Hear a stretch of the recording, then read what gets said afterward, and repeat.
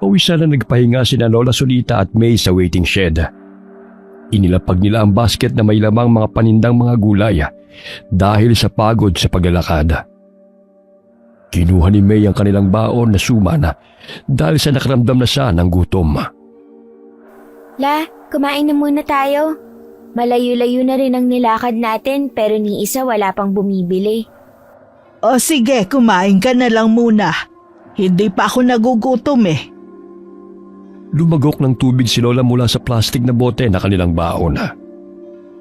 Bukod sa mga gulay at prutas na kanilang paninda, ay may inilalako rin silang mga langis na mabisang gamot sa mga sugat, kabag at marami pang gamit. Maging ang Bino Aguso na para sa bagong panganak na kanila pang kinukuha sa kaibigan ni Lola Solita. Napatayo si May nang mapansin ang jeep na huminto sa kanilang harapan. Pansamantala siyang napatigil sa pagkain ng suman at dali-daling lumapit sa mga taong bumababa ng jeep. Ale, bumili na po kayo ng mga gulay. Sariwa po itong okra at talong, may bawang, sibuyas at luya din po. Tiyak, makatitipid po kayo rito. Napaismid ang isang babae at inilayo pa nito ang bag nang lumapit si May sa kanya. Mababanag ang pagkairita nito at mabilis na lumakad palayo.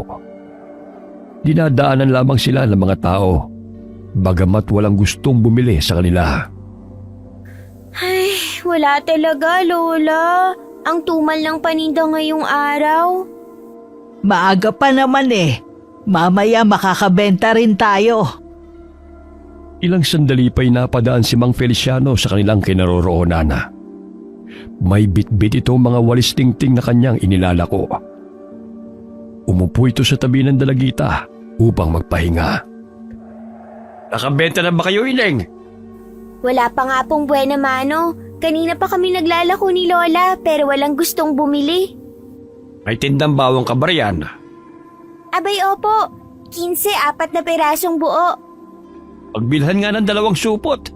Ito ko siyang nilalaga ko upang gawing gamot sa alta presyon at kolesterol ko. Imbis na bumili pa ako ng mga mamahaling gamot, mas mainam na herbal na lamang ang aking iinumin. Dahil nakabura pa ako at wala pang masamang epekto sa katawan. Salamat po, Manong. Ayan po, 30 po lahat yan. Swerte yan dahil buena mano ako. Mabuti nga't may bumiling lalaki ng 3 walis tingting at nabawasan naman ang paninda kong to. Dadalhin ko rin to sa suki ko dyan sa looban. Mukhang siniswerte ka ngayon, Feliciano ah. Naway magtuloy-tuloy na yan. Sana nga, Solita. O sige, mauna na ako ha. Hinihintay na ako ng pagbibigyan ko nito eh. O siya, sige. Mag-iingat ka ha. Kumakaway-kaway pa ang matandang lalaki habang lumalakad palayo. Pasa ng mga walis tingting itong paninda. Bagamat may katandaan na ay naghahanap buhay pa rin ito, imbis na mamalagi na lamang sa bahay. Mabuti na lamang po at napadaan si Mang Feliciano kaya may benta tayo ngayon. Sinasabi ko sa'yo na huwag kang mawalan ng pag-asa. Hanggat may mga tao tayong nakakasalubong, may bibili talaga sa paninda natin. Hindi man ganun kadali basta matyaga lang. Maya-maya'y may lalaking sumilong sa waiting shed. Kaya nilapitan siya ni Lola Sonita at inalok ito ng kanilang mga paninda. Noy, baka gusto mo ng gulay. Sariwa to, pananim pa namin. Walang mga preserbatibo kaya't maganda sa kalusugan. Pasensya na po, Lola. Wala po kasi akong sapat na pera para pambili. Kakapanganak pa lang ho kasi ng asawa ko. Hindi pa ako nakakabalik sa trabaho. May Bino Aguso rin ako dito, iho. Makakatulong to sa asawa mo na palabasin ang mga tapal na dugo sa kanyang tiyan. Tumutulong din ito sa magandang pagdaloy ng dugo sa katawan niya. Sa gayon manumbalik ang kanyang lakas. Magkano naman po yan, Lola? 30 yan, pero para sa'yo 20 na lang. Naku, Lola, baka malugi na kayo niyan. Tulong ko na lang yan sa'yo. Sa gayon lumakas na ang asawa mo. Sige po, ito ang 20. Maraming salamat po, Lola ha. May paparating na pong jeep. Mauna na po ako. May pupuntahan pa po kasi ako eh. Mag-ingat ka, iho. Ipainom mo yan sa asawa mo. Siguradong lalakas siya dyan. Konti na nga lang ang tubo natin. Parang ipinimigay mo na lang yung Bino Aguso, Lola. Hayaan mo na. Ayos na yung may 5 piso pa tayong tinutubo kesa naman sa wala. Napakamot na lamang ng ulo si Maya dahil sa napakamawain ng kanyang lola. Mula pagkabata ay si Lola Sunita na ang nag-alaga sa kanya. Iniwan siya ng kanyang ina kay Lola dahil magtatrabaho ito sa ibang bansa. Ngunit nang inasawa ng kanyang amo ay hindi na ito bumalik ng Pilipinas at tuluyan na siyang kinalimutan. Hiwalay ang kanyang ama't ina. Ang kanyang ama naman ay unang nagkapamilya. Ang pagkakaalam ni Lola Sunita ay naninirahan ito sa Pampanga. Matandang dalaga si Lola Sunita na tiyahin ng ina ni Maya. Wala nang nagawa si Lola nang iwan ng pamangkin ng 2 taong gulang lamang noon na bata. Lumipas ang 10 taon na, ngunit hindi pa rin binabalikan si May ng kanyang ina. Nalaman na lamang ni Lola Sunita na nagkapamilya na si Erisita dahil sumulat ito na hindi na ito makakauwi ng Pilipinas. Labis ang awa ni Lola Sunita kay Maya dahil tuluyan na itong inabandona ng sariling mga magulang. Mas pinili ni Erisita ang marangyang buhay kaysa sa kanyang anak. Kaya't ganun na lamang ang pagpupursige ni Lola Sunita na maglako ng mga paninda dahil yun na lamang ang kanyang alam na paraan upang mabuhay sila ng kanyang apo. La, may bumiling alis sa akin. 3 supot po ng kalamansi, tsaka hindi niya nakinuha yung sukle. Sabi ko na sa'yo na may mabubuti pang mga tao. Kahit karamihan iniiwasan na tinataboy tayo. Opo nga po eh. Sana makita ko ulit siya sa susunod na araw para madaling maubos itong paninda natin. Umidilim na, kaya sumakay na silang 2 sa bus na huminto sa kanilang harapan. Maraming pasahero, kaya't maging si Lola Sunita ay nakatayo na lamang. Napasulyap siya sa babaeng buntis na nasa kanyang tabi. Napansin rin niya ang babae at lalaki na nakaupo sa kabilang silya.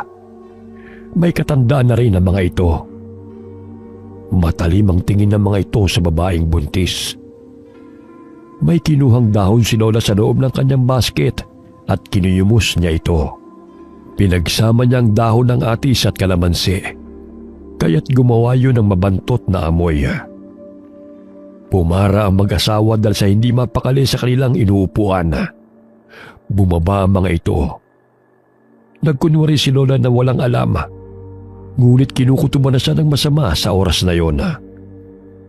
Pagkababa ng mag-asawa ay umupo sila ni May sa bakanteng silya, katabi ng babaeng buntis. Neng, baka gusto mong bumili ng langis. Kontra sa masamang elemento. Marami akong paninda rito. Inirapan lamang ng babae si Lola na tila hindi nito nagustuhan ang sinabi ng matanda. Maging ang ibang mga paserong naroon ay inalok ng maglola ng kanilang paninda sa tuwing napapadaan sa kanilang tabi. Maya-maya ay biglang pumrenong driver na siyang dahilan ng paghinto ng bus. May nakita siyang malaking pusang itim na biglang tumakbo patungo sa gitna ng kalsada.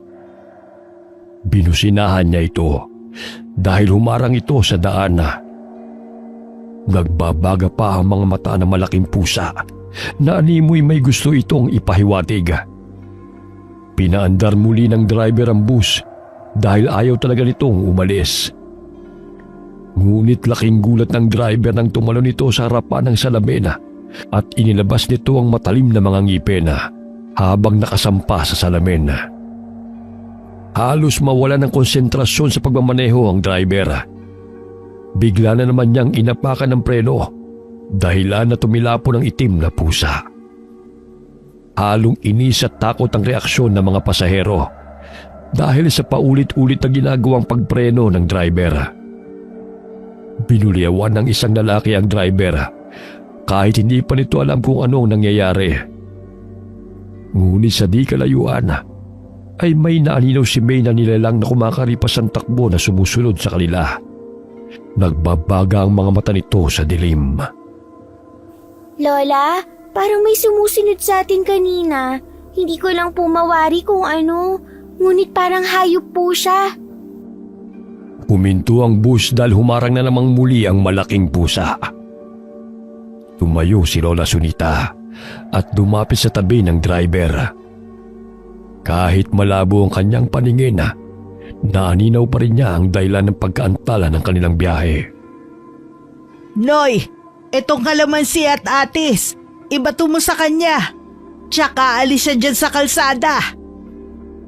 Sinunod na lamang ng konduktor ang inutos ni Lola Sunita sa kanya. Binato yun ng lalaki. Ang atis ay napisa sa kalsada at tumalsik pa sa pusang itim.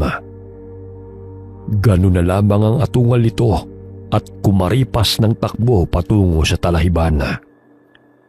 Matapos na gawin yun ng konduktor, ay hindi na muling sumulpot ang malaking pusa sa kalsada. La, ano po ba ang malaking pusa na yun? Bakit parang kakaiba siya kumpara sa mga pusang kalye?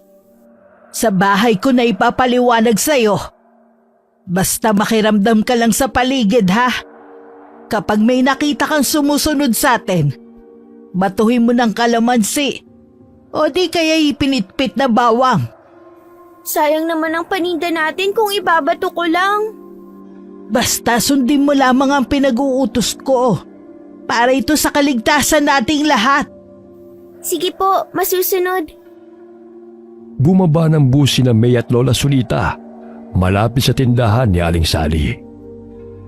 Pagkababay agad siyang tinanong ni May kung ano ang pusang itim na humarang sa kalsada.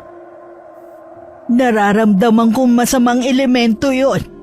Hindi ako nagkakamali na isa yung aswang. Marahil ang punteriya nun ay yung babaeng buntis. Paano na po yun, Lola? Tiyak susundan siya ng aswang. Ayaw nga niyang bumili ng langis na paninda natin eh. Kahit nga'y kausapin ko ayaw makinig. Ang suplada pa. Bumili ka na muna ng 1 kilong bigas. May sardinas pa naman tayo sa bahay. Yun na lang muna ang uulamin natin. Pagdating ng bahay, ay agad na nagsaing si May at nagluto ng sinabawang sardinas na may papaya at malunggay. Bagamat payat mang bata si May, ay hindi ito sakitin dahil palaging gulay ang kanilang kinakain at masusustansya. Gayunpaman, ay hindi siya naiinggit sa ibang kabataan sapagkat alam niyang mahal siya ni Lola Sunita. Karamihan sa mga tao'y nilalayuan silang maglola dahil sa kanilang itsura. Luma at tagpi-tagpi ang kanilang mga damit na hindi may kukubli ang kahirapan. Lola, luto na po itong ulam natin. Halina po kayo't kumain. Sandali lang. Ilalagay ko na muna sa karton ng mga bote ng langis. Baka mamaya may makapasok na namang pusa, masagi nito at mabasag. Sige po, maghahain na po ako. Pagkasamang pinagsaluhan ng dalawa ang hapunan. Kahit sardinas at malunggay ay laking pasasalamat na ng dalawa na makakain sa araw-araw. Kaya't gano'n na lamang ang pagpupursige ni May sa pag-aaral. Kahit malayo ang paaralan sa kanilang tinitirhan. Mahigit 1 oras ang kanyang nilalakad patungong paaralan. Ngunit hindi yun naging hadlang upang siya'y makapag-aral. Pagkatapos mong kumain, magpahinga ka na, ha? Ako na maghuhugas ng pinagkainan natin. Ikaw po ang magpahinga, Lola. Ako na ang gagawa niyan. Alam kong pagod ka rin. May pasok ka pa bukas. Siya nga pala. Ngayon ko lang naalala na napunit pala ang palda mo. Huwag niyo na pong alalahanin yan. Ipapatahi ko na lang po kay Aling Ana. Sinabi niya sa akin na dalhan ko raw siya ng Madre Cacao bukas. Natitiyak kong hindi naman yun magpapabayad. Abay, mabuti naman. Mabait talaga yang si Ana mula pa pagkabata. Kumusta na ang kanyang apo? Hindi na raw po umiiyak tuwing gabi. Simula nang dalhan ko siya ng madre cacao at bumili ng langis na pinapahid niya sa tiyan ng kanyang apo bago matulog. Sabi nga po niya tatahian niya ako ng damit kapag may medal po ako sa araw ng parangal. Totoo ba? Abay kung ganon ngayon pa lang sukatan ka na niya. Dahil alam kong may medalya ka na naman ngayon taon. Paulit-ulit na lang kasi ang bestida na suot mo sa tuwing may parangal ka kada taon Ayun, umiksi na sa'yo. Mabuti naman at naawa si Ana sa'yo, apo. Nililinis ko naman po ang bakuran niya tuwing hapon kaya nalilibre po ang aking tanghalian. Tsaka kaklase ko po ang isa niyang apo na si Marila. Medyo mahina po sa asignaturang matematika, kaya tinuturuan ko kapalit ng papel at lapis. Maalam at madiskarte ka talagang bata. Pagkatapos mo maghugas ng pinggan, magpahinga ka na ha. Bukod sa mga gulay, ay nagtitinda rin si Lola Sonita ng mga langis na gawa sa tanglada, halamang aguso at madre cacao. Pantaboy yun sa masasamang elemento at mga aswang dahil sa malangto o mabantot na amoy, dahilan na hindi matatagalan ng mga aswang. Ang paggawa ng mga langis ay tinuro pa ng ina ni Lola Sonita sa kanya, sapagkat isa rin itong manggagamot. Tanging si Lola Sonita at ang bunso nitong kapatid na lamang na si Lolo Ensong ang nabubuhay sa 6 na magkakapatid. Ngunit si Lolo Ensong ay naninirahan sa Iloilo kasama ang mga anak ito.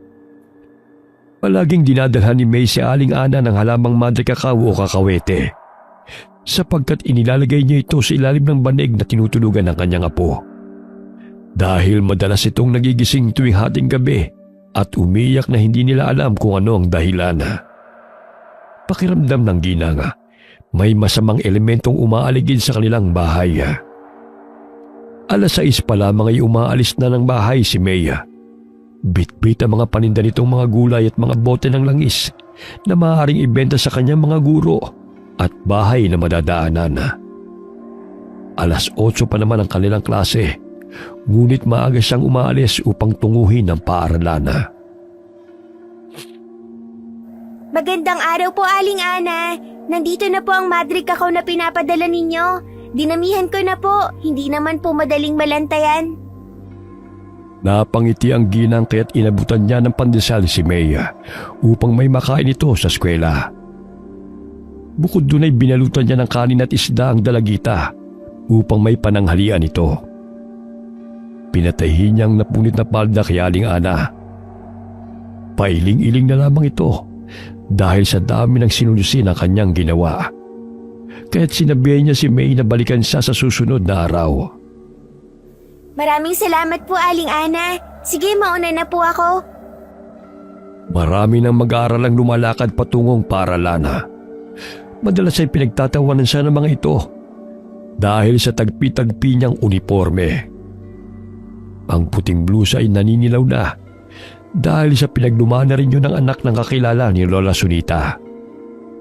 Ngunit dahil mas nanaig ang kagustuhan makapagtapos ni May sa pag-aaral, ay hindi niya pinapansin ang panunukso sa kanya. Bagkus mas lalo pa niyang ginagalingan sa klase. Magandang araw po, Pinibining Cruz. May dala po akong mga gulay. Sariwa po ito, nakakapitas lang po sa bakura namin. Bumili ang guro dahil sa awa sa estudyante. Bagamat laking paghanga niya kay May dahil sa kasipagan nito. Ilang sandali na palingon si May sa batang umiiyak. Nakita niyang nadapa ito dahil itinulak ng isang estudyante. Dali-dali siyang tumakbo patungo sa kinaroroonan ng dalawa. Nakaalis na si Binibining Cruz, kaya't siya na lamang tumulong sa batang natumba. May sugat ka, bata. Sandali lang, may langis ako dito upang mabawasan ang hapdi niyan. Inahira ni May ang sugat ng bata. Ngunit nagulat siya nang bigla siyang itinulak ng nanay ng batang lalaki.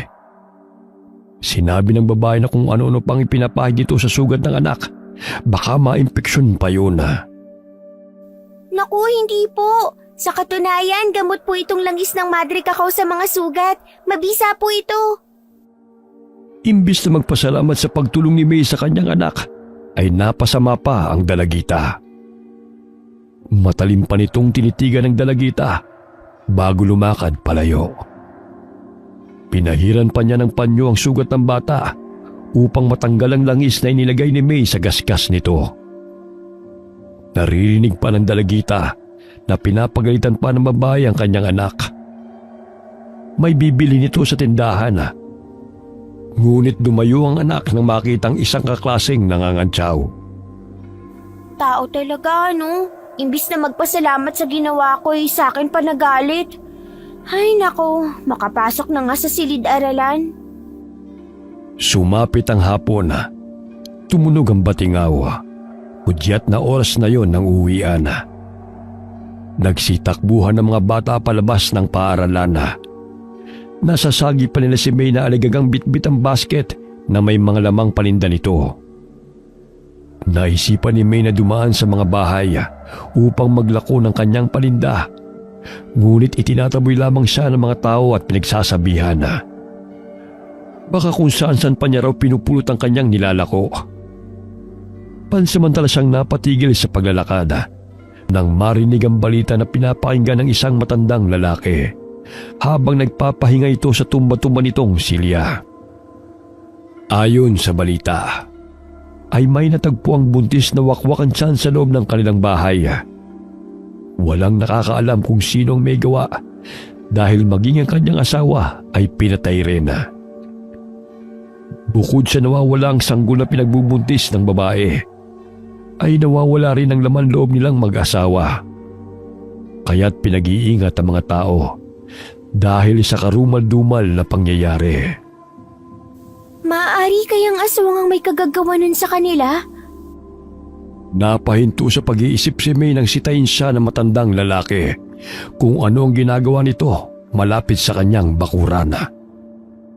Lolo, magandang hapon po. May tinitinda po akong bawang, luya, okra, kalamansi at atis. Bumili na po kayo. Pandagdag lang po sa baon. Ngunit pinagtabuyan siya ng lalaki, kaya't umalis na lamang siya. Malayo-layo na siya sa paaralan at napadaan siya sa kasukalan. Sa di kalayuan ay may natatanaw siyang babae na pamilyar sa kanya ang mukha. Naalala niya na yun ang babaeng nakasabay nila ni Lola sa bus. Napangisi ito sa kanya at napansin niyang sinusundan siya nito. Napalunok ng sariling laway si May sapagkat batid niyang siya ang pakay ng babae. Nagpalinga-linga siya sa paligid, ngunit tanging sila lamang ang naroon sa kasukalan. Wala na siyang madadaanan papunta sa kanilang bahay bukod doon. Lumakad si May. Ganun na lamang ang pagsunod ng babae at sa tuwing humihinto siya, ay sa kinaroroonan niya ito patungo. Aswang kaya siya? Dali-daling tumakbo si May dahil sa kabang naramdaman. Laking gulat niya nang biglang sumulpot sa kanyang harapan ang babae at kumingisi ito sa kanya. Nag-iisa ka ata, Ineng. Gusto mo bang sumama muna sa akin bago ka umuwi ng inyong bahay? Marami akong pagkain doon. Hindi na po, Ale. Hinihintay na po ako ni Lola sa bahay. Maaga pa naman. Kung gusto mo, bibilhin ko na lamang yung mga paninda mo. Basta sumama ka sa akin. Papagalitan po kasi ako ni Lola kapag hindi ako nagpaalam sa kanya. At isa pa, hapon na rin po. Saglit lang naman tayo. Huwag ka mag-alala. Bibigyan lang naman kita ng pagkain eh. Uuwi na po ako. Pasensya na po talaga. Atras na lumakad ang dalagita dahil sa takot. Nanlilisik ang mga mata nitong napangisi kay May at mahigpit nitong hinawakan ng dalagita sa braso. Sasama ka sa akin o gusto mong kalat ka rin pa kita? Alam mo ba kung ano ang ginagawa ko sa mga batang matitigas ang ulo? Bitiwan mo ako! Ayoko sumama sa'yo! Binabali ko lang naman ang leeg ng mga batang may matitigas ang ulo. Alinga-linga si May sa paligid at nagdarasal na may mapadaan upang makahingi siya ng tulong. Ngunit ni isang tao ay walang napapagawi sa oras na yun. Pahigpit ng pahigpit ang paghawak ng babae sa kanya, kaya nasasaktan na rin siya. Dinukot ni May ang bawang sa basket at pinisayon gamit ang mga kuko, dahilan para mga muyon. Napansin niya na nag-ibang itsura ng babae at napakusot ito ng ilong, dahilan na magkaroon ng pagkakataong makalayo. Tumakbo siya, ngunit sinundan siya ng babae. Umiiyak na nagtago si May sa mga talahib. Lola, tulungan niyo po ako. Iyak na sambit ng dalagita. Naalala niyang sinabi ni Lola Sunita na ang katas ng daya po kalamansi ay makatutulong upang matagal maghilom ang sugat ng aswang. Kaya't dumampot siya ng sanga at sinaksak ang kalamansi hanggang sa lumabas ang katas nito. Nagulat si May nang bigla siyang hilahin ng babae sa buhok. Akala mo ba'y matatakasan mo ko? Wala ka ng kawala, bata! Bitiwan mo ako! Hinihintay na ako ni Lola sa bahay! Natatawa habang kinakaladkad ng babae ang dalagita. Natatakot may buong lakas na tinusok ni May ang sanga na may katas ng kalamansi sa babae. Tinamaan ito sa leeg, dahilan na masaktan ito. Ilang sandali pa'y napadaan si Nitoy. Hoy! Anong ginagawa mo sa bata? Bitiwan mo siya!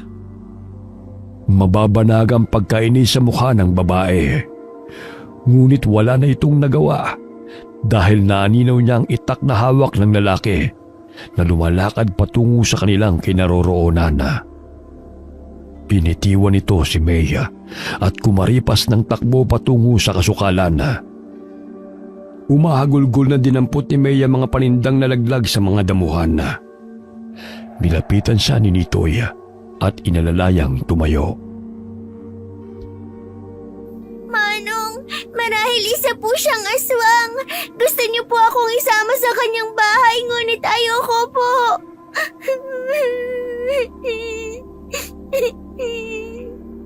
Tumahan ka na. Ihahatid na kita sa inyo. Hindi pa rin tumitigil sa kakaiyak si May hanggang sa makarating sila ng bahay. Mabuti na lamang ay napadaan si Nitoy sa lugar na yon upang maghanap ng mga kahoy na gagawing uling. Malayo pa lamang ay natatanaw na ni Lola Sunita ang kanyang apo kasama si Nitoy. Oh, bakit ganyan ang itsura mo, May? Ano nangyari sa iyong bata ka? Nakita ko pong kinakaladkad siya ng babaeng pinaghihinalaan niyang aswang. Mabuti na lamang napadaan ako. Kaya ayun, binitiwan siya nito. Ay, Diyos ko. Halika't gamutin natin ang mga galos mo. Hindi nagawang magsalita ni May dahil sa labis na takot. Kaya't napayakap na lamang siya kay Lola. Nakilala ni Lola Sunita ang lalaking naghatid kay May. Yun ang lalaking binentahan niya ng Bino Aguso. Iho, mukhang natatandaan kita. Kumusta na ang asawa mo? Ayun po, hindi na po sumasakit ang kanyang tiyan. Gaya po na sinabi niyo, lumabas ang mga buubong dugo. Tapol ba yun? Nasarapan na nga po siya eh. Baka meron pa po kayong binibenta riyan. Ah, meron pang 2. Sige Lola, kukunin ko na yan. Itong 80, hindi na po ako tatawad, may pera na po ako. Ikaw talagang bata ka. Maraming salamat sa paghatid mo kay May, ha? Mag-iingat po kay Lola. Lalo na't may nababalitang nilulusob ng mga buntis at mga bata. Kahit nasa loob ng kani-kaninang bahay. Sa inuha ko'y aswang nga may kagagawa nun. Hay nako, naghahasik na naman ulit sila ng lagim. O siya, baka gabihin ka na sa daan. Huwag po kayo mag-alala. Hindi ako mapapatay ng aswang na yun. Ah, siya nga pala. Dalhin mo tong langis ng Madre Cacao, pantaboy sa aswang. Ihaplos mo yan sa anak mo. Tsaka dalhin mo rin itong manunggal. Ihampas mo sa aswang sakaling makasalubong mo. Hindi niya kaya yan dahil mapapaitan siya. O sige po Lola, maraming salamat po. Agad na umalis si Nitoy. Sa daan ay pinakikiramdaman niya ang paligid. Baka naroon lamang ang babaeng sumugod sa dalagita. Nakakarinig siya ng mga kaluskos, ngunit hindi magawang makalapit sa kanya. Mukhang ang takot sa manunggal ang aswang Ilalagay ko nga ito mamaya sa pintuan. Binalikan ni Nitoy ang mga kahoy na kanyang tinipon sa kasukalan at dinala ito patungo sa kanilang bahay. Agad niyang pinuto ng manunggal o makabuhay na halaman. Inilagay niya yon sa bintana at pintuan upang hindi makapasok ang aswang. Sinalubong siya ng kanyang asawa at kinuha nito ang dala niyang Bino Aguso. Dahil sa inuming yun na may kaunting anghanga, ay naging gamot na rin sa kumakata nitong lalamunan. Naging mahimbing rin ang kanyang tulog. Nagustuhan mo na talaga ang tinitinda ni Lola. Huwag kang mag-alala, mahal. Pag naubos yan, ibibili uli kita. Hinalikan niya sa noo ang asawa. Mahimbing na rin natutulog ang kanilang mga anak. Malapit lamang ang kanilang bahay sa Bienana, kaya kahit papano'y nakabalik siya ng trabaho dahil may nakakasama ang kanyang asawa at mga anak. Minsan ay nangunguling siya kapag wala pang trabaho bilang karpintero. Malalim ang mga sugat mo sa braso, apo. Teka't magdidikdik muna ako ng dahon ng madre cacao. Sa gayon hindi ma-infeksyon tong sugat mo. Lola, ang babaeng nakasabay natin sa busang kumaladkad sa akin. Hindi po ako nagkakamali. Gusto niyo po akong isama pero umayaw po ako. Lola, natatakot ako. Baka abangan niya ulit ako sa daan. Sa susunod, magpisa ka ng bawang. O di kaya magdala ka ng dahon ng atis. Dahil nilalayuan nila ang amoy na yon. Ginawa ko na po ang magpisa ng bawang. Yun ang dahilan kung bakit niya ako binitawan. O sige, magpagaling ka. Sasamahan na lang kita sa paaralan. Sa gayon hindi ka naabangan ulit ng babaeng yon. Lumiban ka na lang muna bukas. Medyo malalim pa naman tong sugat mo. Hindi po pwede, Lola. May pagsusulit po kami bukas. Tsaka maghihilom din po ito. Titiisin ko na lamang po ang kirot. Magpahinga ka na muna riyan. Malapit na maluto ang langkang nilagyan ko ng dilis. Alam kong paborito mo tong langka Ang bango nga po. Matapos kumain ay nakatulog si May. Ramdam ni Lola na may masamang elemento sa paligid. Kaya't binudbud niya sa nagbabagang apoy sa pugo ng kamangyana. Pinatuyong hinimay na dahon ng madre cacao at makabuhay na halaman. Sa pamamagitan ng usok ay mababahuan ng aswang at hindi makakalapit sa kanilang bahay. Sa di kalayuan ay nangangati ang aswang at walang humpay na kinakamot ito ang katawan dahil sa usok na nalalanghap at sumasabay sa ihip ng hangin. Natipuhan ito si Maya kaya't binalikan nito ang dalagita. Nagpakawala ng mahikang itim ang aswang upang bigyan ng sakit si Maya. Subalit sinalungat yun ni Lola Sunita. Dahilan na bumalik sa aswang ang ginawa nitong ritual. Tinamaan na ng lintik. Anong nangyari sa akin? Bakit parang sumakit ang tiyan ko? Makaalis na nga rito. Ringid sa kaalaman ng aswang na nagsagawa ng ritual si Lola Sunita. Panlaban sa mga palipad hangin, usog at iba pang itim na kapangyarihan na pinapakawala ng masasamang elemento. Dahil sa iba't ibang mga sangkap na pinatuyo na inilalagay sa apoy, ay nakalilikha ito ng di kaaya-ayang amoy na di matatagalan ng aswang at pantaboy rin sa negatibong enerhiya na bumabalot sa paligid. Sige, matulog ka lang, apo. Ako na ang bahala sa elementong gustong kumuha sa'yo. Walang sino man ang maaaring manakit sa'yo. Napapaluhang tinitigan ni Lola ang apo habang ito'y natutulog. Labis ang pagmamahal niya kay Maya. Salat man sila sa pera, ngunit naging makulay ang kanyang buhay simula nang dumating ang apo. Samantala, nagising si Mang Feliciano nang may marinig na malakas na atungal malapit lamang sa kanilang bahay. Sumilip siya sa siwang ng kanilang dingding at naninaw niya na may nakatuwad na nilalang na nakatingin sa kanilang bahay. Hindi siya nagkakamali na isa yung aswang dahil sa kakaiba nitong wangis.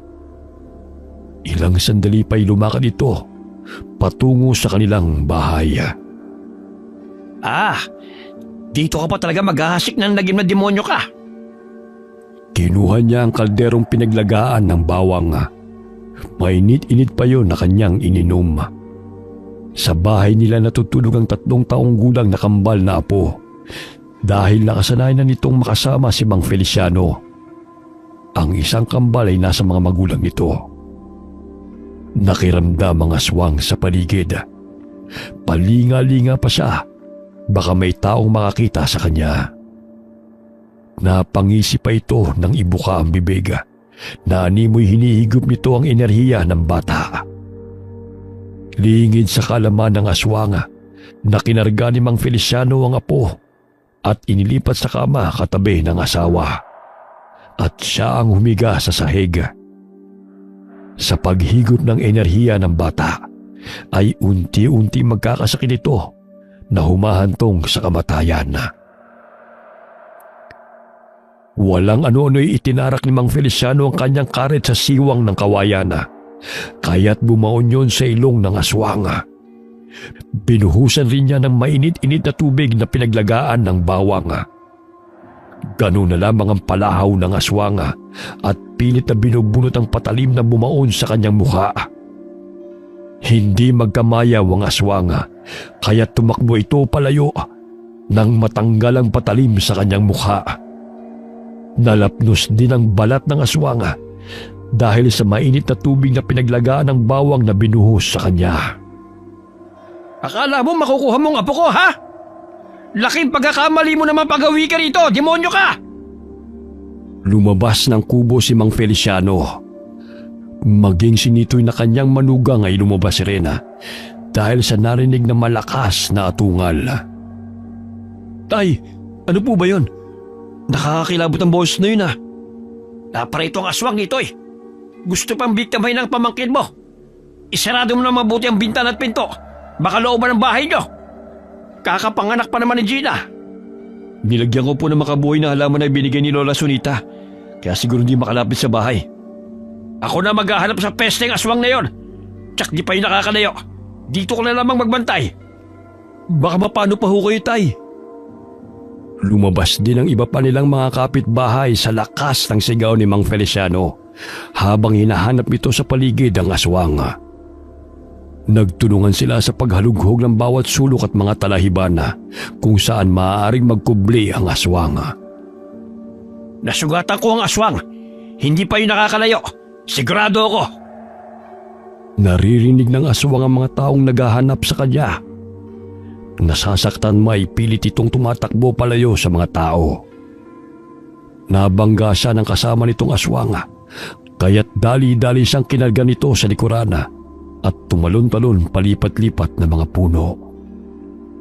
Hindi na naabutan pa ni Mang Feliciano ang aswang na sumugod sa kanilang bahay.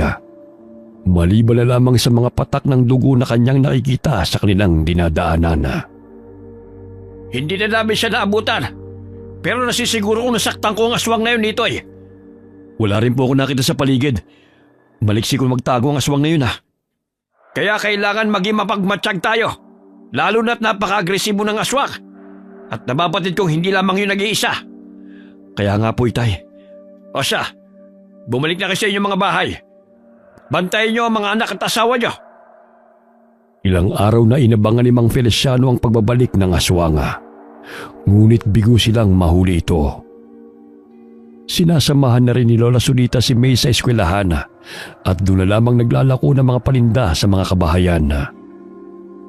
Dahil sa lumang pananamit ni Lola Sunita, ay siya pa itong napagkakamalang aswang, kaya't umiiwas sa mga tao sa kanya.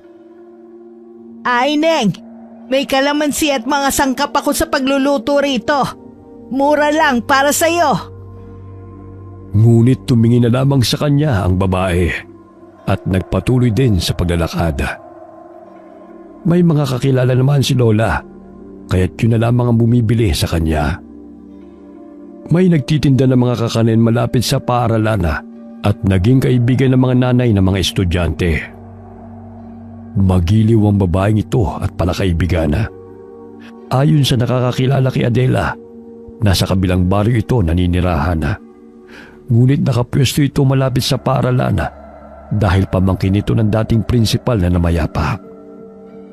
Ang masayang mukha ay napalitan ng inis nang napadaan si Lola Sunita sa kanyang pwesto. Sinabihan niya si Lola na kung maaari lumayo ito sa kanya dahil nababahuan umano siya sa matanda.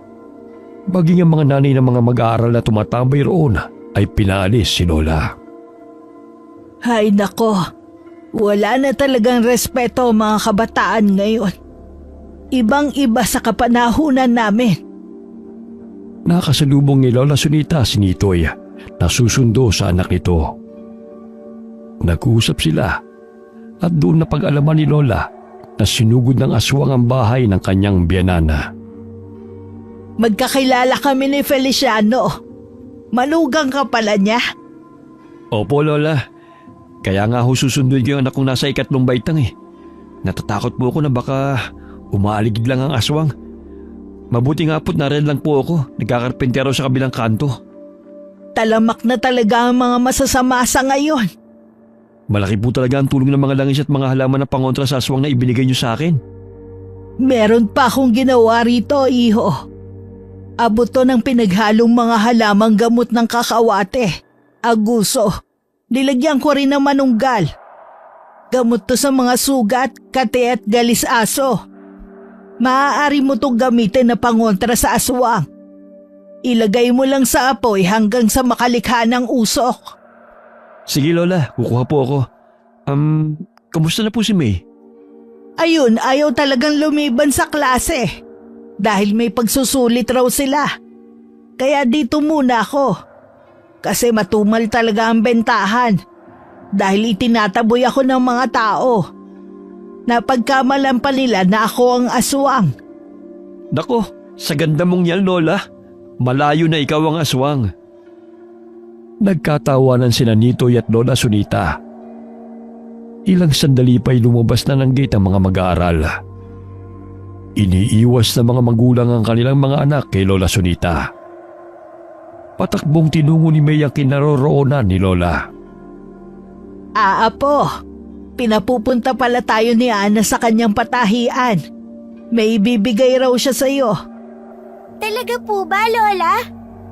Iho, mauna na kami ha. May pupuntahan pa kasi kami ni Kimay eh. Mag-ingat po kayo Lola. Ikumusta mo na lang ako kay Feliciano ha. Tumango ang lalaki at lumakad na rin ito palayo nang makita ang anak. Dahil sa balita tungkol sa aswang, ay hinahatid sundo na ng mga magulang ang kanilang mga anak sa paaralan. Dumiretso maglola sa bahay ni na Aling Ana. Ganun na lamang ang tuwa ni Kimay nang ibigay ni Aling Ana ang tinahin nitong bagong bestida na mula sa mga retaso sa kanyang patahian. Naku, ang ganda po nito, Aling Ana. Mataas po ang grado ko sa pagsusulit kanina. 1 buwan na lang po. Tiyak masusuot ko na po ito. Ang ganda ng kulay rosas na bestidang yan. Maraming salamat sa iyo, Ana. Kung ako lang hindi ko maibibili ng ganyang kagandang damit si May. Mababanag ang saya sa mukha ng ginang nang makita ang kasiyahan sa mga mata ni na May at Lola Sunita. Napalapit na rin ang maglola sa kanya, kaya kahit papano'y gusto din niyang mapasaya ang mga ito. Tinahian rin niya ng bagong bestida si Lola. Halos tumalon sa tuwa si Lola nang makatanggap ng regalo. Sumapit ang gabi. Nakarinig ng mga kaluskos si Nitoy sa paligid. Sumilip siya sa bintana, ngunit wala naman siyang nakita. Palakas ng palakas ang mga kaluskos na animoy pabalik-balik lamang sa paligid. Batid niyang hindi magawang makalapit ang aswang dahil sa mga pangontrang inilagay nito sa paligid ng kanilang bahay. Kumaripas ito ng takbo palayo nang ilagay niya sa kanilang bakuran ng baon ng nyog na may lamang apoy at doon niya ibinudbud ang abo na gawa sa sangkap ng mga halaman. Nalinaw niya na mahaba ang buhok nito. Hindi siya nagkakamali na isa itong babae dahil sa nakalaylay nitong dibdib at naglalangis pa ang buo nitong katawan. Sige lang, lumapit ka kung makakayanan mong amoy. Mabango ang amoy ng kamangyan na nilagyan ng abong sangkap. Ngunit sa mga aswang ay nakakahilo ito na halos hinahalukay ang kanilang mga sikmura. Buwisit talaga ang matandang yon. Kailangan niyang mawala sa aming landas upang malaya naming magawa ang pagsugod sa mga kabahayan. Nasaktan na ang aking ama. Hindi ako papayag na maging ako o si Inang ay magapi ng mga tao. Dahil nananalaytay sa dugo ni Lola Sonita ang pagiging manggagamot, nararamdaman niya na bumabalik na naman ang mga aswang upang maghasik ng lagim sa baryo. Gusto niyang tulungan ang mga tao, ngunit tinataboy lamang siya ng mga ito. Maging ang kanyang mga paninday tinatapon at napagkakamalan pa na siya ang aswang. Nakatagpo ang aswang ng bahay na walang pangontra, kaya pangisi siyang sumampa sa bubungan. Hinawi niya ang pawid ng bubong at doon tumambad sa kanyang harapan ang mahimbing na natutulog na mag-asawa kasama ang dalawa nitong mga anak. Inilabas nito ang dila. Kahit hindi buntis at hindi sanggol ay kaya nitong patayin upang makakain lamang ng sariwang laman at dugo. Nagising ang ama na maramdaman na may mga laway na tumutulo sa kanyang pisngi. Nandilat ang kanyang mga mata nang makitang papalapit ang mahabang dila ng aswang sa natutulog niyang mga anak. Walang pagdadalawang isip na hinila niya ang dila ng aswang upang pigilan ito sa paglapit sa kanyang mga anak. Halos lumuwa ang mga mata ng aswang dahil sa naramdamang sakit, dahil naipit ang kanyang ulo sa kahoy na nasa bubong. Lintik! Bitawan mo ako, lalaki! Sigaw ng aswang. Ngunit hindi pa rin siya pinakinggan ng lalaki. Nagising ang asawa at dalawang anak nito. Doon na naghilahan ng lalaki at ang aswang sa dila nito. Ayaw bitiwan ng lalaki ang dila ng aswang hanggang sa mahulog ito sa kanilang tinutulugan. Nagpambuno ang aswang at ang lalaki. Ganun na lamang ang palahaw na mag-iina. Sinabihan sila ng lalaki na humingi ng tulong sa kanilang mga kabaryo. Natatakot may sinunod na mag-iina ang pinag-uutos ng kanilang ama. Hanggang sa mapadpad sila sa bahay ni Lola Sonita. Umahango silang humingi ng tulong sa matanda at ipinagbigay alam nila kung ano ang nangyari. O siya, May, dumito na kayo ng mga bata. Huwag niyong hayaan na maubos ang apoy sa pugon at wisik-wisikan mo ng abong sangkap ang apoy. Sa gayon ay hindi kayo magalaw ni inuman. Opo, Lola. Umiiyak ang dalawang bata habang nakayakap kay May. Ang isa ay kaklase pa niya. Ang bahay ni Lola Sonita ang pinakamalapit na kanilang mahihingan ng tulong. Dinala ni Lola Sonita ang lahat ng mga gamit na maaaring pangontra sa aswang. Kumuha siya ng manunggal o makabuhay na halaman upang ipanghampas sa aswang. Napagtanto ng babae na hindi si Lola Sonita ang aswang na ipinagkakalat ng ilang mga magulang sa paaralan. Kaya humingi siya ng paumanhin sa matanda sa mali niyang paniniwala. Huwag kang mag-alala, Ineng. Ang importante sa ngayon, maililigtas natin ang iyong asawa. Ito ang madre kakao at dahon ng atis. Gumawa ka ng katas at ipahid sa iyong katawan upang layuan ka ng aswang. Gamitin mo rin itong makabuhay upang gawing sandata laban sa aswang. Naaninaw ni Lola Sunita na dinadaganan ng aswang ang lalaki. Naroon na sila sa bandang hagdana, kaya't kumuha siya ng bunga ng atis sa kanyang basket at binato ang ulo ng aswang. Hinog na yun kaya't napipisa sa tuwing tumatama sa katawan ng kanilang kalaban. Buisit kang matanda ka! Kahit kailan ay wala ka ng tamang ginawa! Tatakas na sana ang aswang, ngunit hinila ng lalaki ang kanyang buhok at inuntog-untog ang kanyang ulo sa hagdan. Nahihilo na ang aswang dahil sa amoy ng atis at pausok na ginagawa ni Lola.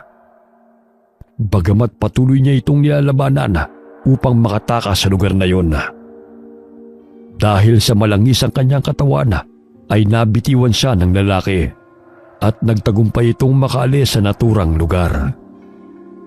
Maraming galos at sugat na natamo ang lalaki, kaya't inalalayan siya ni Lola Sunita at tinapalan ng mga halamang gamot ang mga sugat nito. Napadaan ang aswang sa bahay ni May. Naririnig niya ang iyakan ng mga bata, kaya't naisipan niyang puntahan ng mga ito. Ganun na lamang ang palahaw ng mga bata nang buksan nito ang bintana.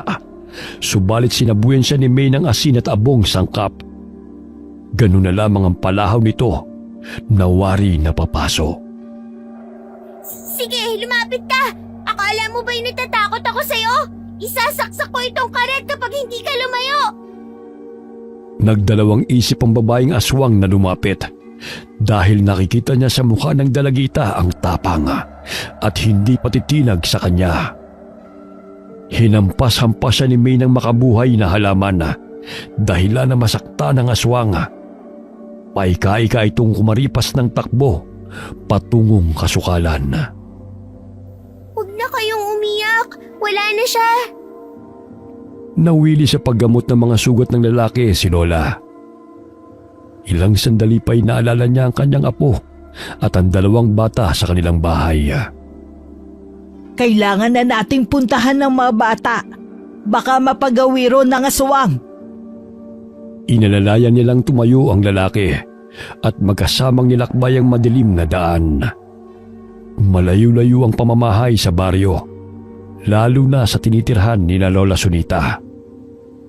Ilang bahay lamang ang naroon na malapit na sa bundok. Nadatnan ni Lola na nasira ang bintana ng kanilang barong-barong, kaya't gano'n na lamang ang pag-aalala nito sa mga bata. Lola, sinugod po kami ng aswang. Kaya lang natakot po siya sa mga halamang sangkap na isinabay ko sa kanya. Kaya hindi niya po kami nasaktan. Salamat naman kung ganon. Hindi na talaga mapipigilan ng kasamaan ng mga aswang na yon. Ang alam ko, hindi lang siya nag-iisa. Dahil ayon kay Nitoy, lalaki ang nakasagupa ni Feliciano. Naku, Lola, nakakatakot na po sila. Sakaling balikan po nila tayo. Gagamutin ko muna tong si Isko. Malalim ang sugat niya sa likod eh. Hanggang sumapit ang umaga, ay hindi na nakatulog ng maayos ang mag-anak. Pinapakiramdaman nila ang muling pagbabalik ng aswang. Ganoon na lamang ang takot ng mga bata sa aswang. Ngunit ang dahil sa mga pangontra ni Lola Sunita, ay hindi sila nasaktan nito. O ito, manunggal at madre kakao. Isabit ninyo sa labas ng inyong bahay. Sa gayon, iiwas ang mga to sakaling maisipan na bumalik. Laking pagsisisi ng Ale dahil sa hindi nito pagtrato ng mabuti kina Lola Sunita at May. Noon ay iniiwasan niya ang maglola dahil sa mga narinig na hindi maganda tungkol sa mga ito. Gayunpaman ay laking pasasalamat niya sa dalawa dahil naisalba ang kanilang buhay mula sa kamay ng aswang. Umugong ang balita tungkol sa aswang na sumugod sa bahay ng mag-anak. Noong araw na yon ay saradong tindahan na tinatambay ng mga magulang ng mga bata. Lingid sa kalaman ng mga ito na nagpapagaling si Adela kasama ang mga magulang nito. Mas marami pa ang pinsalang natamo mo kaysa sa amin ng ama mo, Adela. Huwag kang magpapahuli sa mga taong yan. Pagkain natin sila, kaya dapat sila ang matakot. Ilang araw ang lumipas, ngunit hindi pa rin napapagawi si Adela sa kanyang tindahan na ipinagtataka ng kanyang mga kakilala. Galit ang naramdaman ni Adela sa mga tao, lalo na sa maglolang May at Lola Sunita, dahil sa kanyang sinapit. 30 taon nang nakakalipas buhat na mamatay ang dating prinsipal sa paaralan. Naging palaisipan noon sa mga tao kung ano talaga ang hinamatay nito, dahil malakas naman ito tuwing pumapasok sa paaralan. Pinangangambahan ng mga tao ang paghahasik ng lagim ng aswang na hindi nila nakikilala. Na ang prinsipal na si Binibining Molina ang siyang dahilan ng sunod-sunod na pagkamatay ng mga estudyante na tiyahin ni Adela. Sumapit ang araw ng parangala na pinakahihintay nila May at Lola Sunita. Maaga pa lamang ay nag-ayos na sila. Abay, ang ganda mo naman, Apo, sa damit mong yan. Bagay na bagay sa sapatos na ibinigay ng kaibigan mo. Talaga, Lola? Hindi ako makapaniwala na makakapagsuot ako nito. Hulog talaga ng langit yung si Ana sa atin. Tara na po, Lola. Baka mahuli na po tayo sa parangal. Isinuot din ni Lola Sunita ang bestidang tinahi ni Aling Ana na ibinigay sa kanya. Bagamat may parangal man sa paaralan, hindi pa rin niya nakalimutan na dalhin ang mga sangkap na pangontra sa aswang sakaling gabihin sila sa pag-uwi. Matalim na napatingin si Adela sa maglola nang napada nito sa kanyang tindahan. Bahagyang napasulyap sa kanya si Maya at napansin nito ang mga peklat sa pisngi ng babae.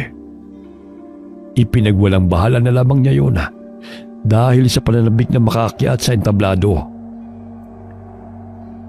Naroon din si Mang Feliciano at Nitoy dahil makakatanggap rin ng parangal ang anak ni Nitoy dahil sa matalino ito.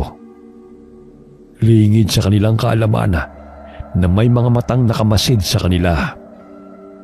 Matapos na makaakyat ng entablado ay napawi ang ngiti ni Maya nang mahagip ng kanyang paningin ang babaeng kumaladkad sa kanya. O Apo, bakit parang hindi ka masayang masabitan ka ng medalya? Lola, nakita ko po ang babaeng kumaladkad sa akin. Narito po siya. Nasaan? Andun po siya, malapit sa gate papasok ng paaralan.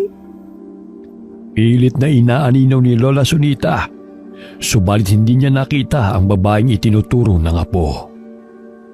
Abay, ang ganda niyo naman sa suot niyong damit May, mag-aaral ka na mabuti sa kayo ni makaahon rin kayo sa kahirapan.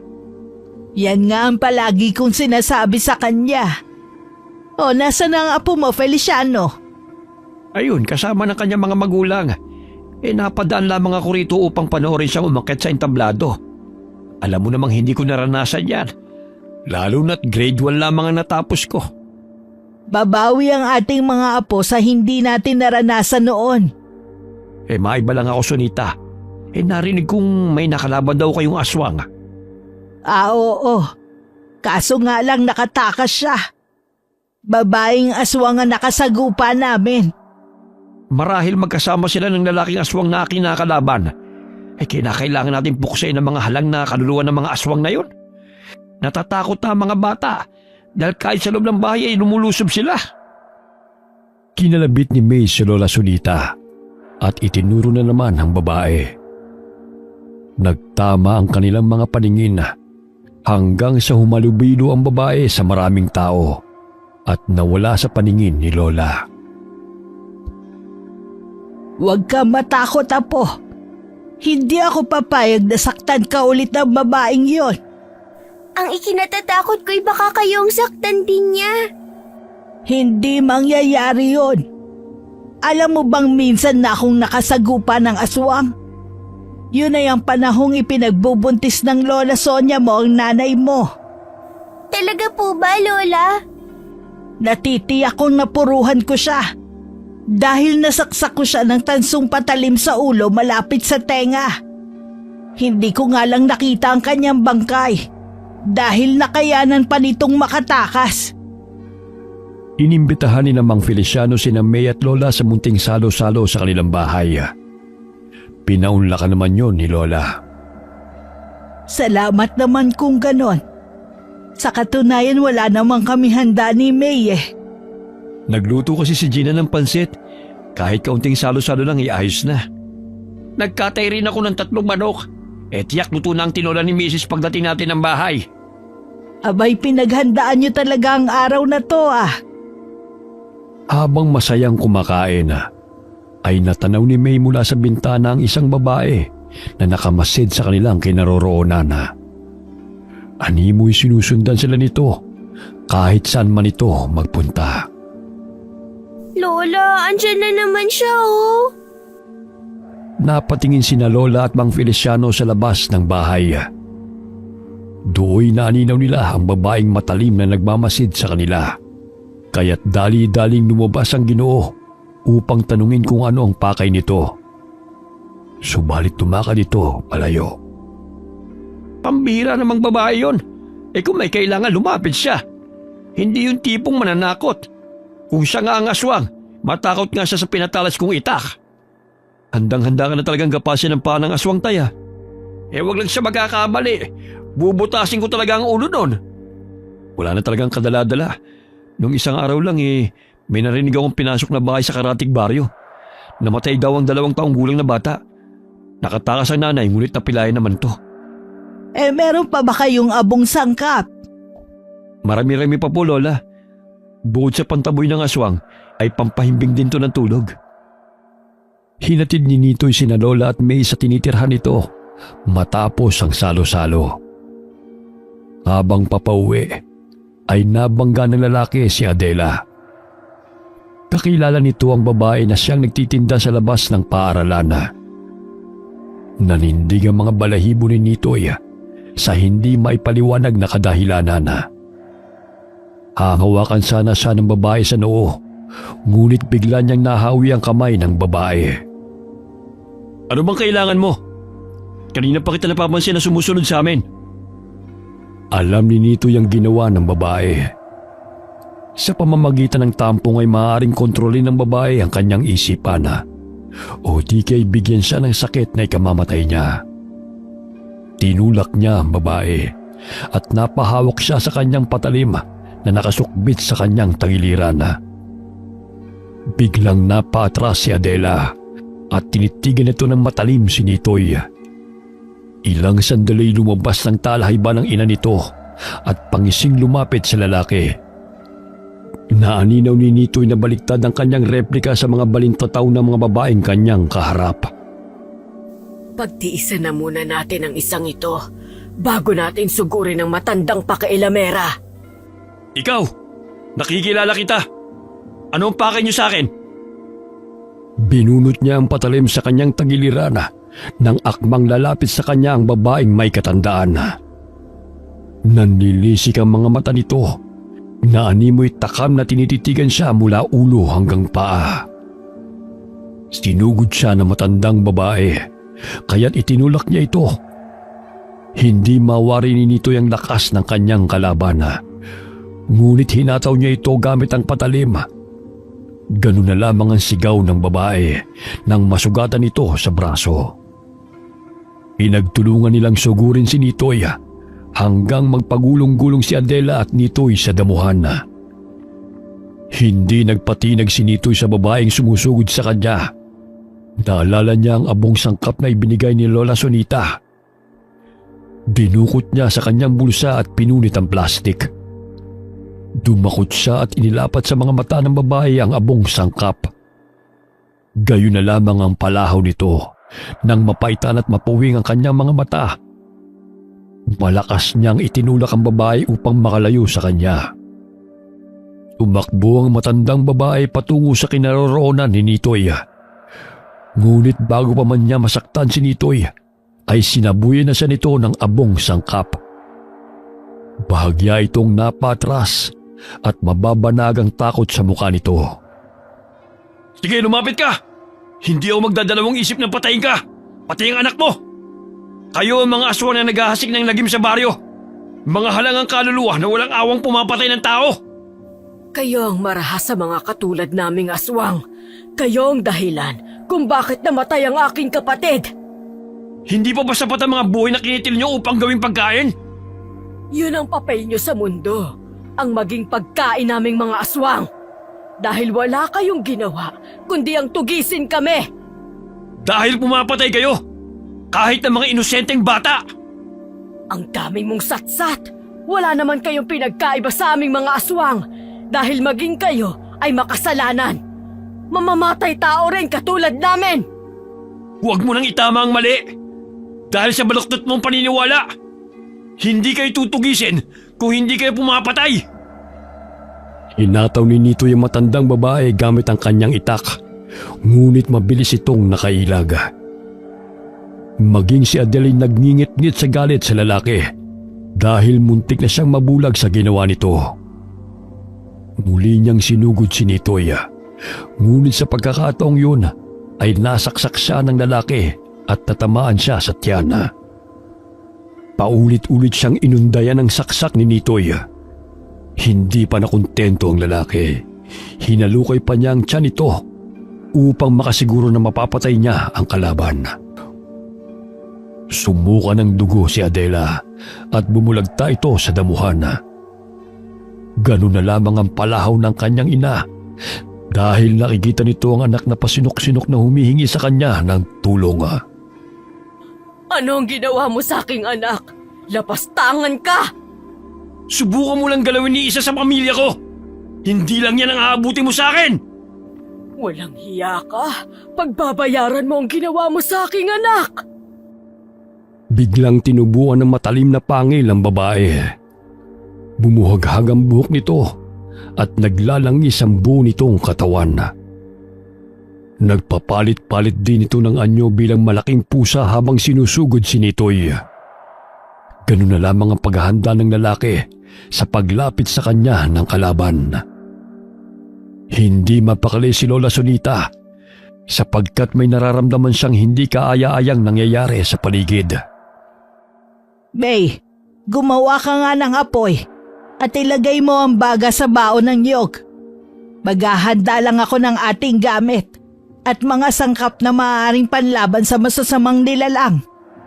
Saan ba tayo pupunta, Lola? Basta, may nararamdaman akong panganib. Pakiwari ko'y malapit lang dito sa atin eh. Sige, Lola. Magsisiga lang po ako. Inilagay ni Lola sa bayong ang lahat ng mga sangkap pangontra aswang. Matapos na mailagay ni May ang baga sa baon ng nyoga, ay nilagyan niya yun ng abong sangkap at kamangyana hanggang sa magsimula na itong umusok at mangamoy. Hawak ni May ang dalawang makabuhay na halaman sa isang kamay nito. Sa oras na yun ay hindi siya nakakaramdam ng takot. Kahit alam niyang may susugurin na naman silang aswang. Ang sa isip niya ay tulungan si Lola sa kalaban nito. Gamit ang gasera na nagsisilbing liwanag sa madilim na paligid, ay tinahak nilang dalawa ang daan hanggang sa unti-unting naririnig nila ang mga boses. Parang boses po yun ni Manong Nitoy. Oo nga, halika apo, tulungan natin siya. Hindi pa siya nakakauwi. Tumambad sa paningin ni na Lola Sunita ang nagpapambunong aswang at Nitoy. Pilit na sinasangga ng aswang ang patalim ng lalaki na lumalapat sa kanyang katawan. Ilang sandali pa'y nahagip ng paningin ni Lola ang isa pang aswang. Batid niyang isa yung lalaki. Bagamat matanda ni gusto pa rin itong labanan ng aswang. Ilapag mo muna ang bao dyan sa tabi ng puno at tutulungan ko si Nitoy. La, dumito na po kayo. Baka mapano pa po kayo. Ako na po ang tutulong kay Manong. Nagpiga ng dahon ng madre kakao si May at hinaplos ang katas sa buo niyang katawan. Hawak ang dalawang mahabang makabuhay na halaman na mistulang naging latigo. Kaya ko pong kalabanin at iwasan ng mga aswang na yan. Sapat na itong aking sandata upang matalo sila. Ayokong masaktan ka pa. Tumakbo si May patungo sa kinaroroonan ni Nitoy at ang kalaban nitong aswang. Walang humpay na hinampas niya ang aswang gamit ang mga makabuhay na halaman. Bagamat nasasaktan man ang aswang sa ginagawa ng dalagita, tinitiis nito ang sakit at patuloy na nilalabanan si Nitoy. Binitiwan nito si Nitoy at nabaling ang pansin nito kay May. Tumalon siya sa harapan ng dalagita. Kinakabahan May muli siyang hinampas nito dahilan na napatras ang aswang sapagkat hindi niya nakayanan ng pait at pangangati sa katawan. Anong nakain mo't bigla ka na lamang tumapang, bata? Lubayan mo na kami! Namilog ang mga mata ni May nang biglang may bumulusok na lalaking aswang mula sa itaas ng puno malapit sa kinaroroonan ni Lola Sunita. Tila lasing ito nang bumangon dahil pasuray-suray itong lumakad. Animoy lahat ng usok na pinapausok ni Lola mula sa bao ay kanyang nalanghap. Lubayan? Tingnan mo ang ginawa ng walang yang lalaking yan sa aking anak. Sa tingin niyo ba'y lulubayan ko kayo? Hindi man namin kayo mapatay sa ngayon, ngunit titiyakin namin na babalik kami upang patayin kayong lahat. Hindi na nakayanan ng mag-asawang aswang ang pinapausok ni Lola gamit ang abong sangkap at napapaitaan sa makabuhay na halamang hinahambalo sa kanila. Tumakbo ang amang aswang patungo sa bangkay ni Adela at kinarga ang anak ng tumakas. Sumunod din ang inang aswang sa asawa nito. Ngunit bago pa man makalayo ay hinampas ng babaeng aswang gamit ang buntot nito si Lola Sunita, dahilan na matumba ang matanda. Umaripas ng takbo si May upang tulungang bumangon si Lola. Ganun na lamang ang kanyang pag-alala. Lola, dahan-dahan lang po. Lokong aswang na yun Aalis na lang, mananakit pa. Sadyang mapanganib ang mag-asawang aswang na yun.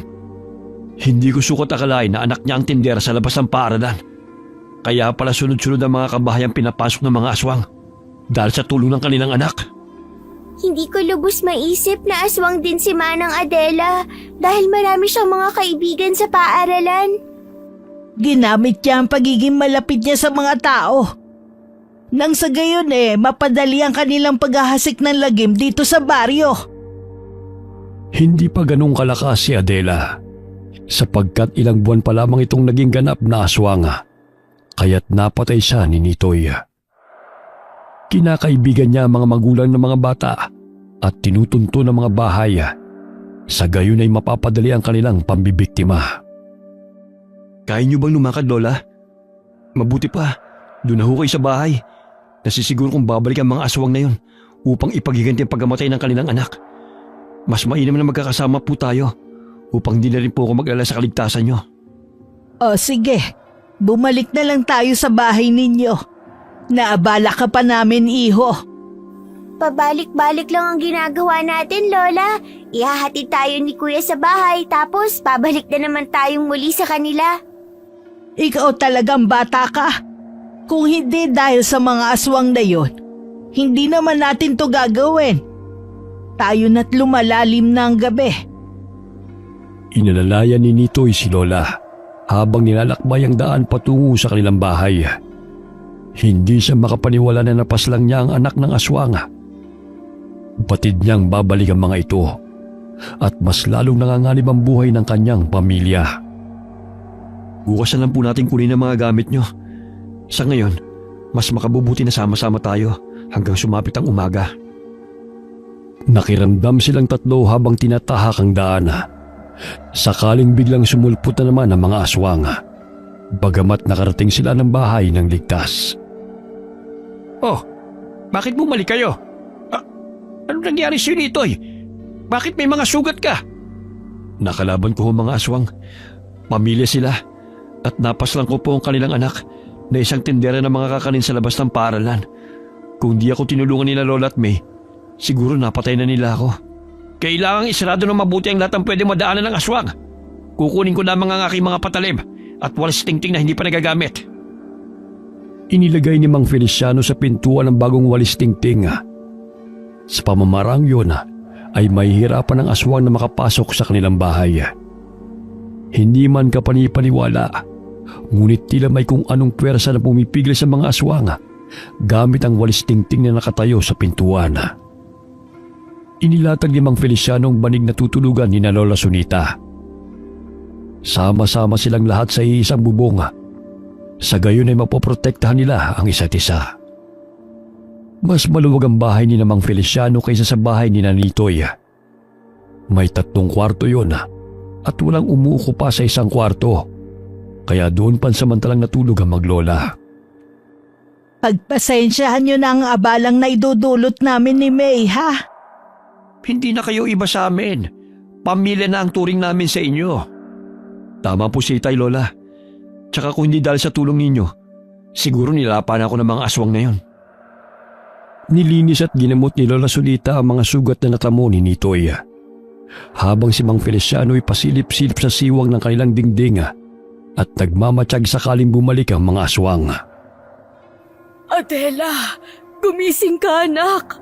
Huwag mo kaming iwan ng tatay mo. Mainit-init pa ang katawan ni Adela, ngunit hindi na ito gumagalaw. Pilit na ginagamot ng kanyang ina't ama ang malalim na sugat ng kanilang anak. Bagamat hindi na tumitibok ang pulso nito, pinahira nila ng langis ang katawan ng anak at ginagawa nila ang lahat upang buhayin ito. Subalit hindi na nakayanan ni Adela ang malalim na saksak sa kanyang katawan. Adela anak, hindi ako titigil hanggat hindi ko napapatay ang lalaking yun. Maging ang pakailamerang matanda, sisingilin ko sila sa ginawa nila sa'yo. Pumagulgol na niyakap ng inang aswang ang anak. Maging ang kanyang ama ay labis ang nararamdamang paghihinagpis. Hindi nila inilibing ang anak, bagkus pinahiga lamang nila ito. Binihisan ito ng ina, katulad sa natutulog lamang. Magpahinga ka na muna. Alam kong napagod ka sa araw na ito. Huwag kang mag-alala. Manunumbalik din ang iyong lakas. Pangiti ngunit naluluhang sinasambit ng ina. Hinahaplos-haplos pa ito ang buhok ng anak. Tuluyan nang nanigas at namutla ang katawan ni Adela. Ngunit kinakausap pa rin ito ng ina na animoy buhay. Kinabukasan ay sinamahan ni Mang Feliciano sina May at Lola upang kumuha ng mga gamit sa kanilang bahay. Maging ang mga sangkap na tinitinda ay dinala ni Lola. Doon na po ba tayo titira, Lola? Pansamantala lang naman, Apo. Kung hindi na talamak ang paghahasik ng lagim ng mga aswang, babalik din tayo rito. Pwede naman kayong manirahan doon hanggat gusto nyo. Lupa ko naman yun eh. Kaya't maaari kayo magtayo ng kubo. Tutulungan namin kayo ni Nitoy. Magkaganon may hindi na po masyadong malayo sa paaralan, Lola. Lalo na't magsesekundarya na po ako sa susunod na pasukan. Wala nang magawa si Lola kundi ang pumayag na lamang sa inialok ni Mang Feliciano. Sinabihan siya na matandang lalaki na maaari siya magtanim sa bakanting lupa sa loob ng bakuran. Iniisip rin niya na mas makakabuti yon sa kanila ni May upang sila'y may makasama. Tumatanda na rin siya at hindi habang buhay ay maalagaan niya ang kanyang apo. Ilang araw ang lumipas. Naging payapa ang baryo mula sa paglusob ng mga aswang. Ngunit hindi naging kampante si Lola Sunita sapagkat nararamdaman niyang umaaligid lamang sa paligid ng mga ito. Muli silang naglako ni May ng mga gulay. Sa di kalayuan ay nasipat ng kanyang paningin ang nakatayong babae, habang sa kabilang kalsada ay nakaabang ang lalaki. Lola, ayun ang lalaking kasama ng babaeng aswang. Inaabangan niya tayo sa daan. Huwag kang matakot, Apo. Parati akong handa anumang oras sa kanilang pagbabalik. Kiniskis ni Lola Sunita ang 2 tansong patalim. Kaya nakalikha ito ng ingay na hindi kaaya-aya sa pandinig ng mag-asawang aswang. Kasabay ng pagkiskis ng mga tanso, umusal si Lola ng mga katagang hindi maintindihan ni May. Naaninaw ng dalagita na tinatakpan ng lalaki ang tenga nito at inis na tumalilis ng takbo sa kasukalan. Lola, umalis na po siya sa kalsada. Maaari na po tayong makadaan. Bakit parang ayaw niya sa tunog ng kiniskis na tansong patalim? Dahil nakakabingi yun sa kanilang pandinig. Lalo na't may kasama pang orasyon. Ay, ganun po ba yun, Lola? Ang dami niyo pong alam kontra sa mga aswang. Kabilugan ng buwan na. Pinapagaspas ng inang aswang ang mga dahon sa katawan ng bangkay ni Adela. Habang ang kanyang asawa'y nakatunganga lamang at tinitingnan ang kanyang ginagawa. Sunod-sunuran lamang ang lalaki na animoy wala ito sa tamang wisyo. Ang patay ay mabubuhay sa ilalim ng itim na kapangyarihan na nagmula pa sa aking mga ninuno. Nanlilisik pa ang mga mata ng babae at itinaas ito ang dalawang kamay at dahan-dahang ipinikit ang mga mata habang umuusal ng mga salita. Napahinto sa pagsambit ng mga katagaang babae at napalingon sa kanyang asawa. Hindi pa ito ang tamang panahon upang lumusob sa mga kabahayan. Naging maalam na ang mga tao sa paggamit ng mga pangontra dahil sa matandang yon. Tiyak mahihirapan lamang tayo. Ang dapat nating gawin sa ngayon ay ang magpalakas. Sa muling pagbabalik ni Adela ay sama-sama nating papatayin silang lahat. Pinigilan nito ang asawa na umalis nang magpalit ito ng anyo bilang aswang. Hihirang nakakapagsalita ang lalaki. Tanging nakikinig lamang ito kung ano man ang iniuutos at sabihin ng asawa nito. Tumango siya at muling bumalik sa kanyang pwesto. Hindi ako nagtagumpay noon na muling buhayin ng aking kapatid. Ngunit sisiguraduhin kong magtatagumpay ako ngayon sa muling pagkabuhay ng aking pinakamamahal na anak. Muli nitong hinampas-hampas ang dahon sa katawan ni Adela, kasabay ng pagpahid ng langis sa buong katawan nito. Paulit-ulit niyang binubulungan ang tenga ng anak at pinatakan ng laway ang bibig ni Adela. Ilang sandali na imulat ng bangkay ni Adela ang kanyang mga mata. Ngunit maputla pa rin ang kanyang balat. Hindi na ito kagaya ng dati, sapagkat nabuhay lamang ito sa tulong ng itim na kapangyarihan. Nagtagumpay ako! Buhay ka, anak! Niyakap nito si Adela, ngunit wala man lamang reaksyon ng nabuhay na bangkay. Tumutulo pa ang laway nito habang lumalabas ang uod sa mga mata nito. Bukas na tayo maghahanap ng pagkain. Magpahinga ka na muna, Adela. Hinintay namin ang itay mo ang iyong pagbabalik. May mga anak ang lalaking yon. Pinapangako ko na ang kanyang mga anak ang iyong makakain. Sariwa yun at nasisiguro kong masasarapan ka. Nakatingin lamang si Adela sa kanya habang siya'y nagsasalita. Ibinuka ni Adela ang bibig nito at akmang kakagatin niya ang ina. Ngunit pinigilan siya nito at pansamantalang itinali sa kahoy upang hindi makalis. Wala na ito sa sariling isip, kaya't hindi na nito alam ang ginagawa. Tanging kumain na lamang ng tao ang kaya nitong gawin. May malaking dagang napadaan sa harapan ni Adela, kaya't dinampot niya ito at walang pakundangang sinakmal. Walang natira sa bahagi ng daga. Tumatalsik pa ang dugo nito habang ninunguya ni Adela. Gutom na gutom ka na, anak. Pasensya ka na at umabot sa 3 araw na hindi ka nakakain. Huwag kang mag-alala. Bukas ay kukuha ko ng pagkain mo. Hindi nakapaglako ng mga gulay sina Lola Solita at May dahil tinulungan ng dalagita si Gina sa paglalaba. Labis ang pasasalamat ni Gina dahil malaki ang naitutulong ni May sa kanya, lalo na't marunong din itong magbantay ng bata. Naging panatag din ang loob ng panganay na si Jimbo kay May dahil magkasama silang nagbabasa ng libro tuwing hapon. Uy, Jimbo, Huwag ka lumabas ng bakuran ha. Baka may masasamang loob na mga pagawi. Bantayan mo ang kapatid mo. Sa gayon ay makapagpahinga naman ang iyong inay. Huwag po kayong mag-alala, Manong. Mabait nga po itong si Jimbo eh. Magkasama po naming binabantayan si Baby para naman makapagpahinga si Manang Gina. Aalis na ako ha. Hinihintay na ako ni na Jose at Garding eh. Mag-ingat kayo rito. Opo, Manong. Mag-ingat rin po kayo. Dinuduyan ni Lola ang 3 buwang gulang na sanggol habang nagsasampay ng mga labahin si Gina. Bigla silang nakalanghap na nakakasulasok na amoy na sumasama sa hangin. May patay na daga ba? Bakit ang baho? May, pakitingnan nga dyan sa labas ng bahay. Kanina wala pa eh. Nagwalis naman po ako kanina. Wala naman po ako nakitang patay na daga o palaka. Biglang sumigaw si Gina nang tumambad sa kanyang paningin ng babaeng nasa kanyang harapan. Kinakalampag nito ang bakuran at pilit na pumapasok.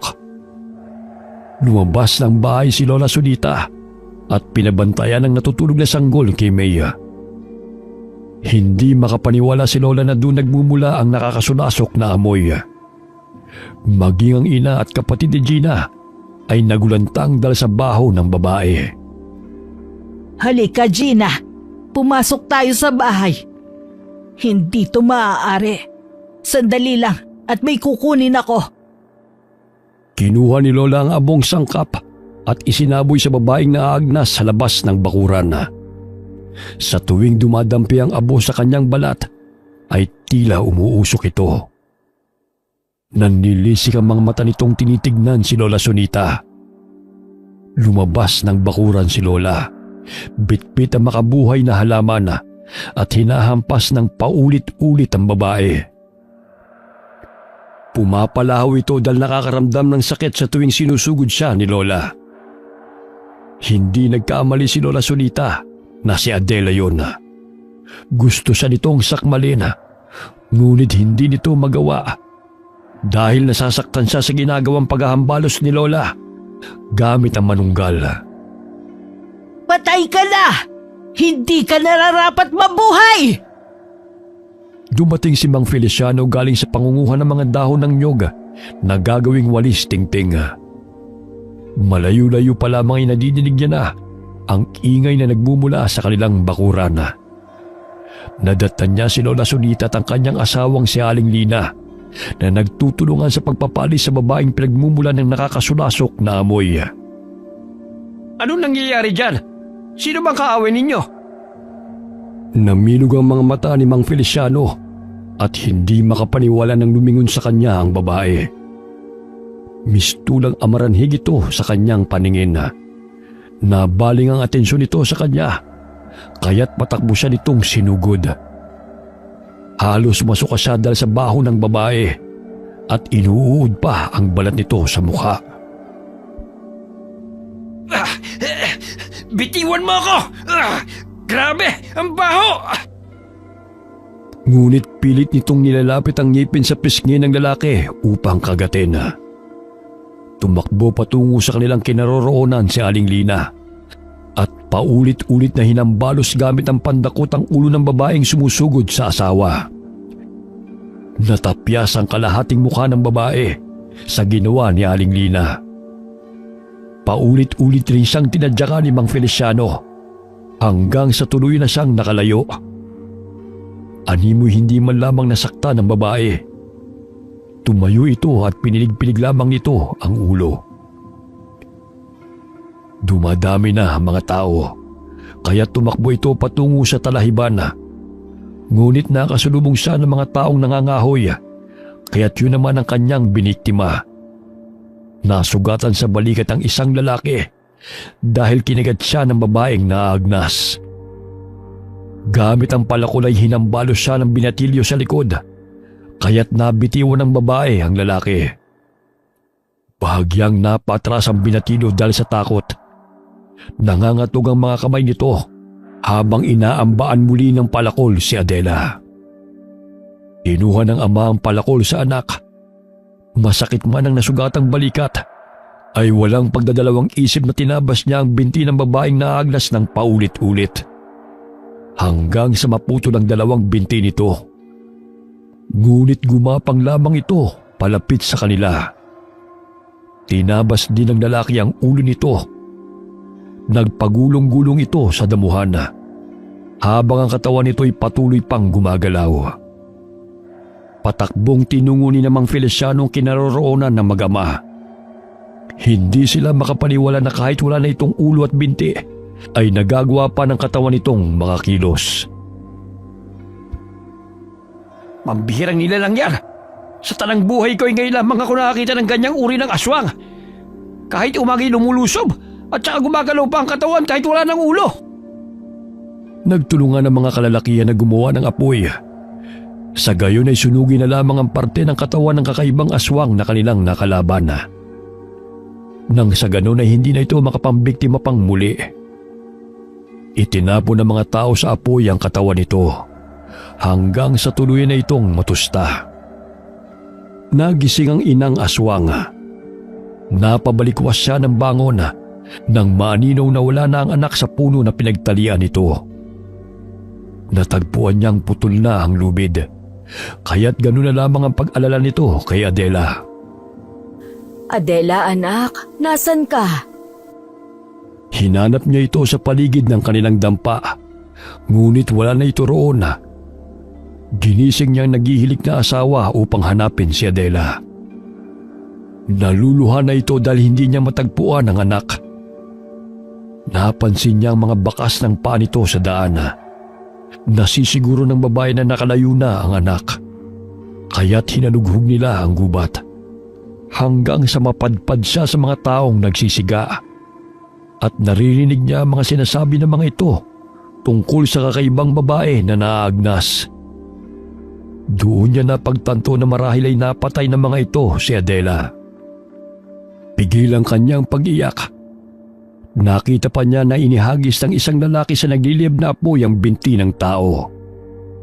Kaya't palakas ng palakas ang kabog ng kanyang puso dahil sa galit na nararamdaman. Adela anak, hindi pa ito ang tamang panahon upang ikay lumusob sa mga walang hiyang mga tao. Ngunit sisikapin kong pagbayarin sila sa ginawa nila sa'yo. Puyumang kamaong umalis ang babae sa lugar na yon dahil sa labis na paghihinagpis at sama ng loob. Hindi man nagsasalita ang ama ni Adela, ngunit namumutawi sa mukha nito ang lungkot nang ipaalam ng asawa ang ginawa ng mga tao sa kanilang anak. Gabi-gabing umaatungal ang amang aswang, pahiwatig ng kanyang pagdadalamhati. Nagimbal ang mga tao dahil isa-isang sinugod ng aswang ang kanilang mga tahanan. Nagdulot na naman yun ng takot at pangamba sa baryo. Hindi namin pahihintulutan na maging payapa ang inyong mga buhay. Mamumuhay kayo ng may takot hanggang kami ay nabubuhay. Hinawi ng babaeng aswang ang mayayabong na damo habang nakamasid sa bahay ni Nanitoy. Hindi magawang makalapit ang mga aswang sa mismong bahay dahil sa mga pangontrang inilagay nito.